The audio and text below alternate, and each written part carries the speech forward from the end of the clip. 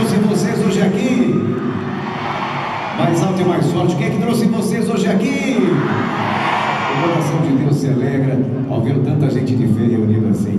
A Bíblia diz que quando dois ou mais estiverem reunidos em nome de Jesus, Ele se fará presente, e eu tenho certeza absoluta que o mover do Espírito Santo de Deus aqui nesta manhã será poderoso, tremendo e sobrenatural.